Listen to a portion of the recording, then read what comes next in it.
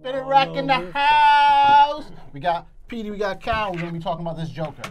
Joaquin Phoenix is the Joker.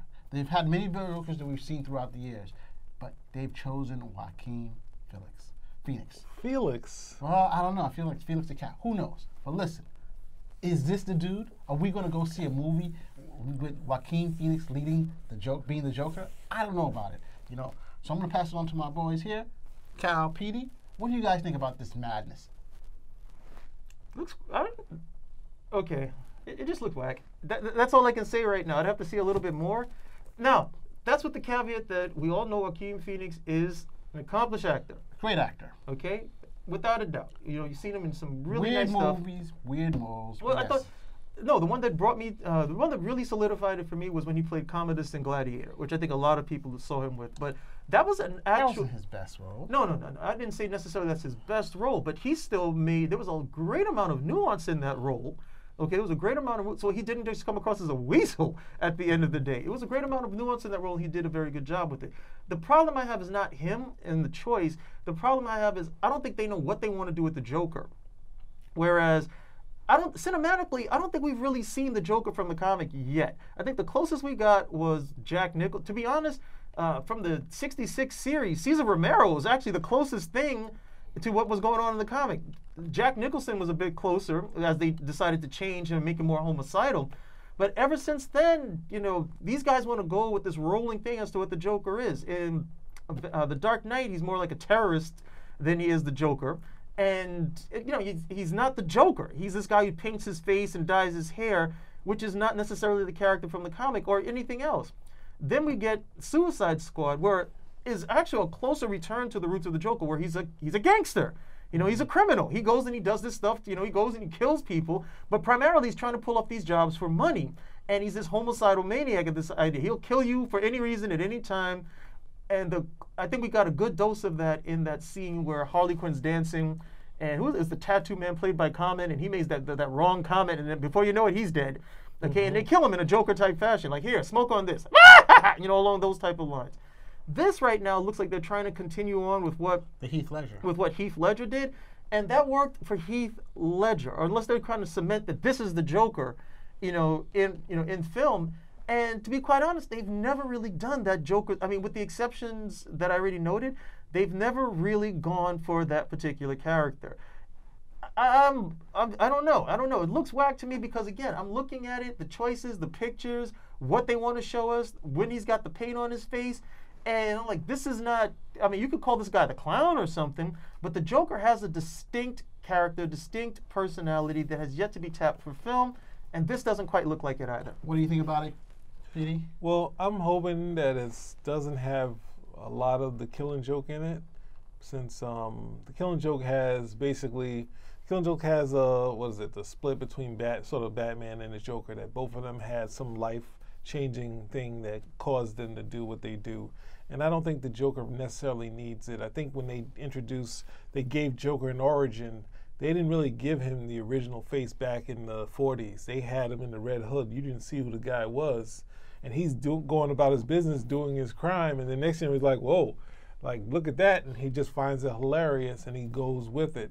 Now, going to the Jokers, I would say in Batman 66, they had the Joker's utility belt, which is just as far as something that is ridiculous, but it's just as fun to see how it was countering everything Batman does, because the Joker decided that the problem with Batman was the utility belt, and he was just coming out and he had all these weird gadgets, and I think that played up what they couldn't do as far as him killing. They're just saying that he comes up with all these other things. And I think, I think Mark Hamill in the animated series, that's sort of my perfect Joker. Cesar Romero has the idea of someone that looked like in the original story, he was someone that could fight Batman. So that's what Cesar Romero was, someone that's taller than Adam West. So it gave an interesting, like, okay, he could survive. He probably can't beat Batman, but he could take a few punches. Well, same thing in the comic. In the comic, the Joker was usually portrayed as taller than Batman. And I don't know if you remember the 66, there was this episode where the Joker is disguised as Pagliacci, and he's singing. You know, he's singing Pagliacci. You know, And Batman was like, no, that's not the guy. And then they go and they reveal his face, and you see like the clown makeup, and he's laughing. Right. And even as a kid, I was like, that was good. That really worked because it's a, I don't want to say scared, but it's such a startling transformation. And he's going from a clown to a clown. It worked very well on the show. They've never done anything like that for the film. Yeah. They've never done anything like that for the film. The whole idea is, I don't know. I think they like the Joker because they're like, hey, we can pretty much mold him into whatever we want him to be and whatever we need him to be for the film, which is, again, disappointing because there's a big character here that they have yet to realize. Let me just say, in the screen test, they had a little thing which is a flicker where they had him without makeup and then flickering, like projecting the Joker face on him.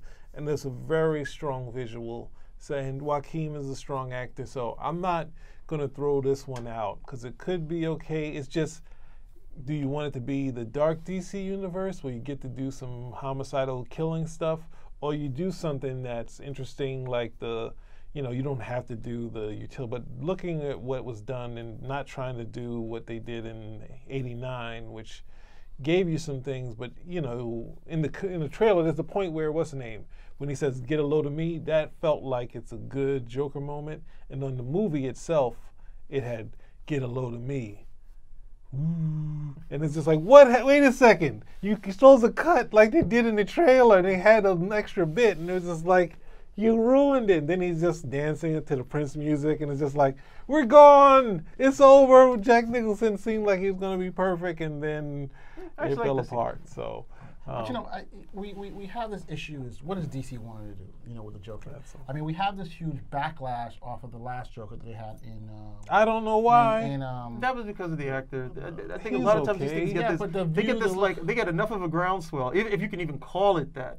And they just pile on at the end of the day. There was nothing wrong with the Joker in that film. But I'm saying, I think that you're having very diametrically opposed visions. Ghoster is the gangster, the terrorist, the crazy guy, the crazy If Jim Carrey was in Suicide Squad and he did all the practical jokes that actor did, Jared Leto did in the Suicide Squad, they'd be like, he's so brilliant. He's just the greatest guy. And a lot of these guys, they would let it go. A lot of them, the Joker is not a Jim Carrey as the Joker would have been a fantastic idea. Yeah. A fantastic casting. A lot of guys, they decided to cast him as the Riddler instead, so that's pretty, so I guess we got that. He was good as I liked him as. He wasn't Frank Gorshin, but he was okay. Frank Gorshin is like my signature.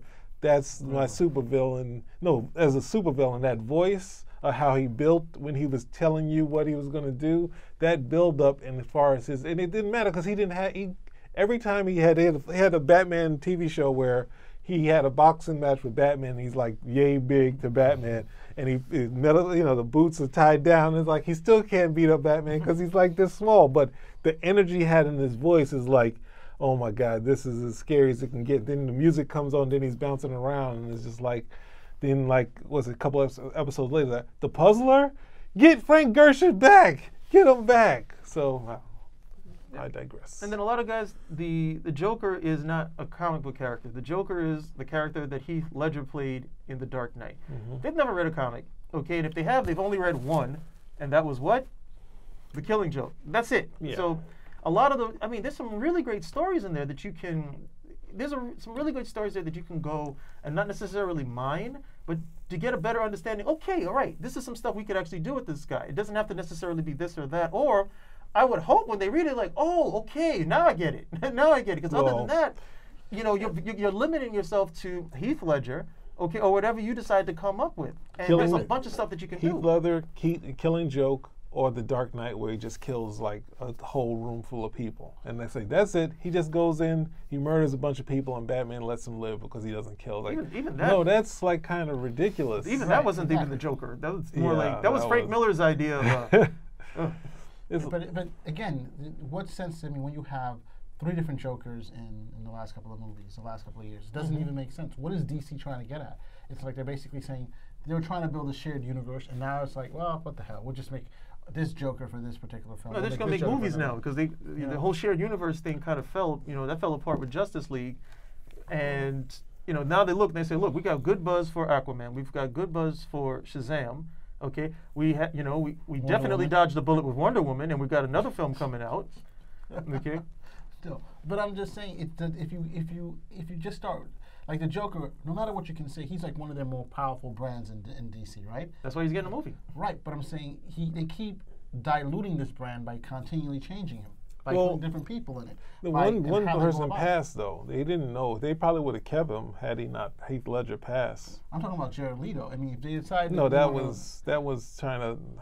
That wasn't gonna they work. jumped too quick though. They shouldn't have gotten rid of him, and they could have said, "All right, this movie did okay. I don't care that the people complained on set. We're gonna do." The thing you have to first think of is like, what is the challenges of the Joker in the story? And once they get to that point, they can't decide that, okay, well, he's just like a hero. He had something terrible happen to him. And like, no. You have to rethink the whole thing because we're seeing what challenges the Joker and what he goes through to get to it. And that be an interesting story? I don't know. Because, I mean, DC has done a 6-issue or 8-issue Joker mini way back in the days that seemed like it was fun.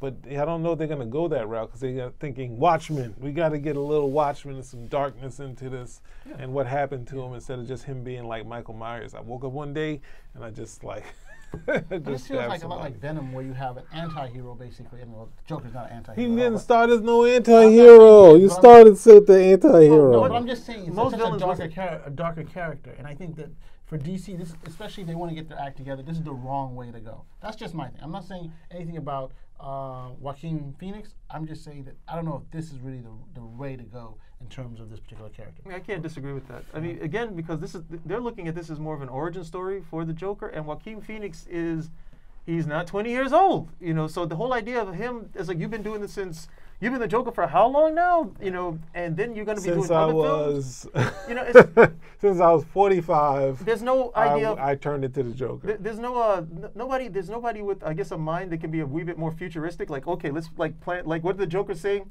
in the first Batman film? Think about the future. They're not doing that. Right. Okay, they're like, look, let's just do this. We got a good brand with the Joker. It dilutes the Joker. It also separates your universe even more because you're talking early Batman film, early Joker film. In the early Joker film, the Joker looks like he's getting ready to retire. In the early Batman film, okay, you can have another actor. But what about Ben Affleck? These are two totally different actors now. So this is the same problem they had when they started. There's no plan. Well, that's why There's Jared no Leto plan. works because he at least look young. Yeah. I don't disagree. He like I whether didn't you think don't like him. What or was you wrong don't- with his performance? There was nothing wrong with his Yes, yeah, performance. that's- There was nothing wrong with his performance. You can use him again, but this is the But they same thought thing. he was too urban as a Joker. They're No, like, oh, urban? Yeah, that's what they were like. Oh, the This rap. is the rap internet Joker? loves to do this. Okay, they did Rap. the same thing Yeah, with. that's what they're saying. No, they did the same thing with Superman. They did the same Pink thing with Joker. Superman Returns. When Superman Returns comes out, it gets Pink Joker. Superman Return comes out. It got very good reviews from the critics. Was profitable, and somehow that was the worst Superman film ever made. Superman 4 never happened. That was just the worst I mean, again, you'd have to go back and look at it and say, I don't understand. What was so terrible about this? Oh, the kid was in the film. But then you go to the comic and he's got a kid now. And the hole Which is hasn't very opened. popular. And a hole hasn't opened up into the universe. So the whole idea is, look, Yes, it has. It was abandoned. The hole that I fell through, and I couldn't read the book anymore. this is the same guy who. Super Sons? No, this is the same guy who liked it in Mad Max when they killed the That has pregnant lady. nothing to do with anything. What? Anyway, That has nothing to do with it. That is just a slam. that's right. You see, everyone. This is just a slam. We just Not just a brought slam, this but a is dunk on the and end this of is a classic. This is a classic comic. And I'm of- hanging from the rim. This is a comic fandom sort of thing. Of like, let me just pull out something so I can just like tear someone down, and that's just wrong, everyone. The good thing is that Petey's too good to do that. Okay, he's too good. I'm not, but he is. Oh my God. So, but you look at So Jared Leto needs to be in this role. But and he's not. let's move- I mean, let's look. Who would have been the best? Who's right now? No, remember, who you chose remember, the best- the remember when best Batman? Jared Leto. You already Jared got him Leto, in one yeah. film. Yeah. Build off what you've done. That's what I thought. Just build up. You've already done this, okay? Suicide Squad was not a great film, but it was profitable. It was Yes. profitable. These guys keep abandoning everything that they've done instead of, okay, what were the mistakes? Man of Steel, what were the mistakes? What were the mistakes? Okay. Now, if you had Man of Steel and then with the next film, you had that Superman from Justice League, where you did as much as you could to resolve it. Right. Okay. And I would have left the whole killing thing alone. I would have been like, look, we're not even going to talk about that. Okay. Because we got to keep. We don't want people Keep to remember. moving on, right? Let's just move from that and go on. But if you had that Superman, he's like, okay, you built from that, okay? I would have put him back in the proper outfit and everything of that nature, and then just go from there. And they're like, okay, fine. At least we're building. We can get better with each film. We actually have a franchise, a workable franchise right over here. But DC, I think PD touched on this before. DC has never been that way when it comes to their comes to the comic book properties. It's always like, oh, the comics are hot right now. Let's get some films out. Okay, we did 3. All right, great. We got the money. Okay, we got the money now. Now we're going to go back and, 10, 15 years later, when, everybody forgets about this, we'll do another Batman film or something or other. Marvel came out and said, no, we can actually keep this viable because all we're doing is we're going to tell superhero stories, but this one's going to be a Western. This one's going to be a cosmic odyssey. Okay, this one's going to be a war. This one's going to be a war story. That all of these guys can fit into that. DC is still playing catch up with that because, unlike Marvel, they have yet. I don't think they have a team together where people say, look, we've actually read these stories. We know why these stories attract people, okay, why these stories are successful, and how to market them for a plurality of people as opposed to just comic book readers. Understanding that comic book readers are still part of that plurality, that the things that they like about these stories, other people are going to like too. We just need to simplify them enough so everybody can get into them, and you're not a comic book reader for the last 15 years to understand why this is such a great story because you've read it for so long. But they're not doing that. So, we get a Joker. What if this Joker film comes out and it's a really big hit? I mean, does $1 billion? It could change You're comics. screwed. You're screwed. What are you going to do now?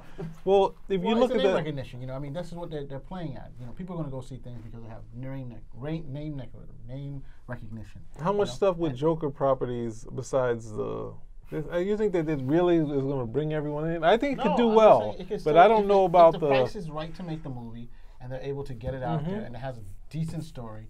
They can definitely say, hey, this is part of the whole Batman verse, the Batverse and stuff like that. Our new Batverse. Yeah. This is our new Batverse. Batverse. Going taking the baton from the But it Nolan confuses films. the public because, again, we just had the Suicide Squad. We've had the Joker from before, Keith Ledger. Even I think in Gotham there's another Joker in there. Of course there is, but no, they did. But in Gotham they sort of did what Scott Snyder did. That he's this sort of this generational character that could be anyone. But, right. But that was what's his name? Grant Morrison.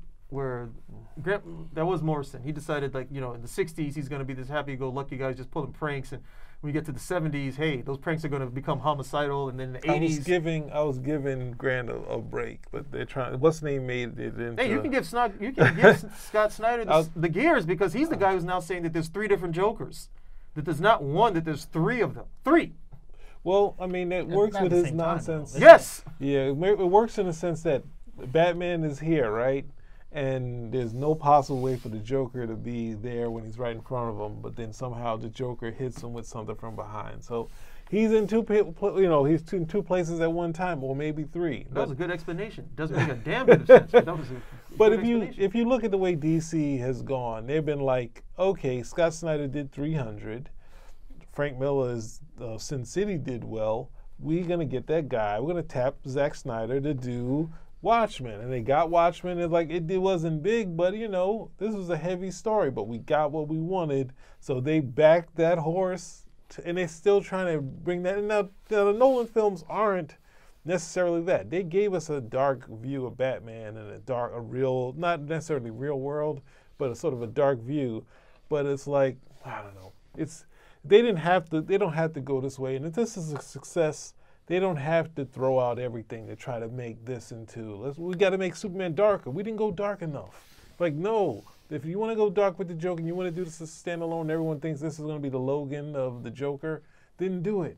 But then don't think, all right, the next movie has to be like that, because Marvel hasn't looked at Logan and said, you know what, we need to do more Logans. We need to have him as an Uber driver and have his mentor in the back of the seat of the car and Cyclops somewhere dead saying, and you how can't did do this happen? You can't do another Logan. Logan is, again, that was crafted to be a final film.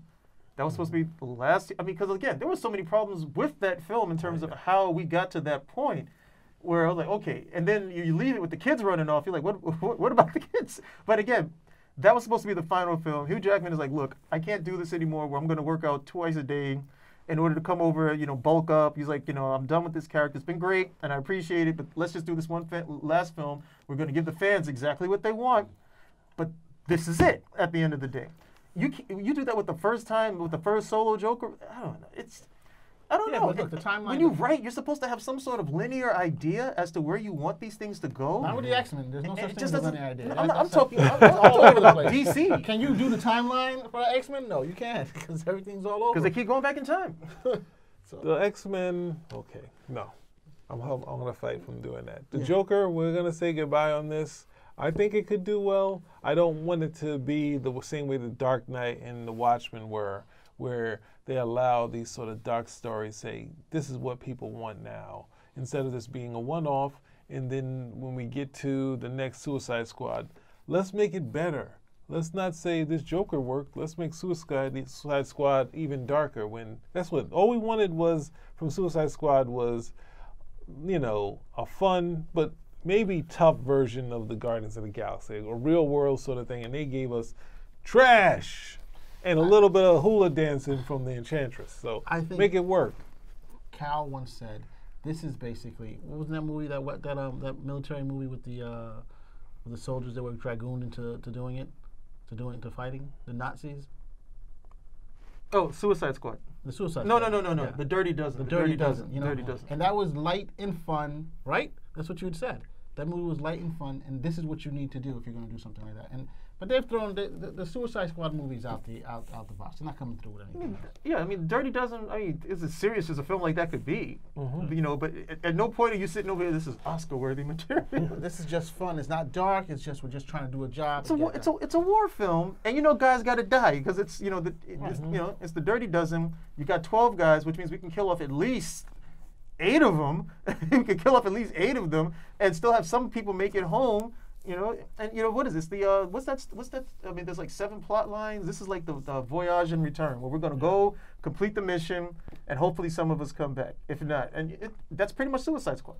Well, all right, we're gonna. There was a bit that was in Legends with Suicide Squad where it had Captain Boomerang, and who visually, you would think would be a weak character, but they had shots that Byrne did where he threw like 2 boomerangs and they're just like flying all around the world. It's just like, wow, he's a little more, and they had Enchantress look pretty dynamic in that story too. And I wish they had kind of gotten that sort of thing in the story where you could have killed off Killer Croc early and say, we don't need this trash guy, because they got rid of the cool looking visual guy with the fire and whatnot. Anyway, Joker is coming out. We can't do anything to stop it, so please make it good. Don't try to make it too Oscar-worthy. Try to have some fun with it, because there is some fun in the Joker's character and some of the stories that we've done. Was it The Laughing Fish or the 5-Way Revenge? You can go gangster with it, but you got to have some fun with this. You don't have to go so dark, and you don't have to explain why the villain is so dark, because you have Two-Face, who's has the tragedy. We have Batman villains that have some tragedy. We don't need it for the Joker. So, Spinner Rack out.